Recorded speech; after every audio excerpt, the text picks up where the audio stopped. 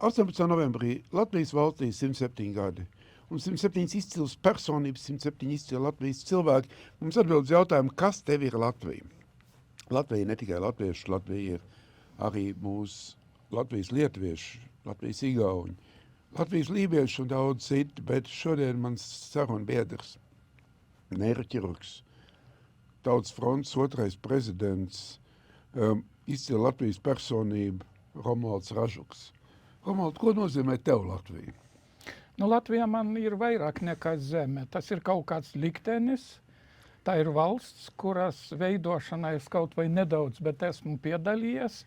Nu, es domāju, ka es esmu saudzis, tāpēc pārdzīvoju par katru neveiksmi, priecājos par sasniegumiem, mūsu sportistiem, mūsu starptautiskiem, diplomātiskiem sasniegumiem, par mūsu cilvēkiem, kas rada kaut ko skaistu, māksliniekiem, zinātniekiem, par mūsu studējošo jaunatni, kuru man ir tagad tā laime skolot. Tas viss ir saudzes ar mani, un tāpēc Latvijā man tiešām ir, tā ir mana dzīve faktiski. Jo tad, kad es lietuvietis atbraucu uz Latviju tālus 40 gadus atpakaļ, šeit mani uzņēmē kā savējo uzreiz un bez ierunām.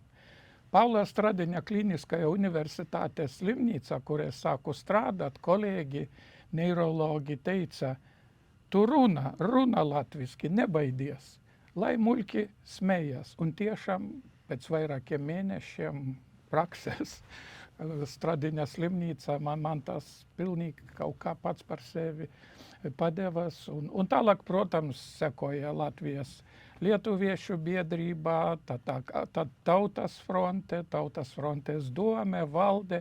Nu, un tajā, es domāju, vissmagākajā laikā mūsu atmodas, trešās atmodas ceļa janvāra barikāžu laikā, nu, man bija tas pienākums un arī laime, ka tagad es domāju būt Tautas frontes vadītājam, tāpēc piedalīties daudzos procesos, zinot daudz to, no kā pārējiem cilvēkiem varbūt nebija iespēja saprast tos riskus un saprast, ja mēs neliksim visu uz kārts, tad mēs neuzvarēsim. Es atceros 12. janvāra Latvijas Tautas frontes domēs sēdi Latvijas universitātes lielajā aulā, kad sapulcējas ap mani Tautas frontes valdes locekļi, nu skatās, ko darīsim, jo skaidrs, ja tagad pieņemsim lēmumu rīkot, aicināt cilvēkus uz barikādiem, ceļa atpakaļ nebūs.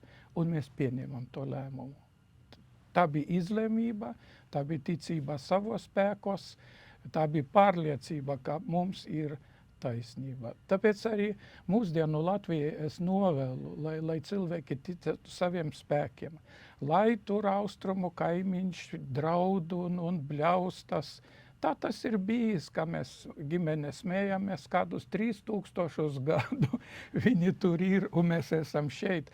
Un mēs esam izdzīvojuši, mēs pastāvam, mēs attīstāmies, mēs drīz sasniegsim Eiropas Savienības valstu līmeni. Jā, tas viss iet ļoti grūti.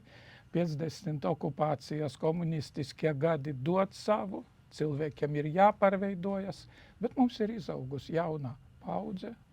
Viņi droši ņem valsti savas rokas, un es esmu pārliecināts, ka mums kopā izdosies, apvienojot mūsu pieredzi un zināšanas, ar viņu degsmi un pārliecību, ka neviens viņiem brīvību atņemt nevar. Brīvību viņi elpo kā gaisu. Un iedomājieties, ja tagad aizliegtu viņam elpot šo brīvības gaisu, es domāju, ka visa mūsu jaunatne, visi cilvēki saceltos kā viens, saceltos tā kā janvāra barikāžu laikā. Paldies tev par stāstību.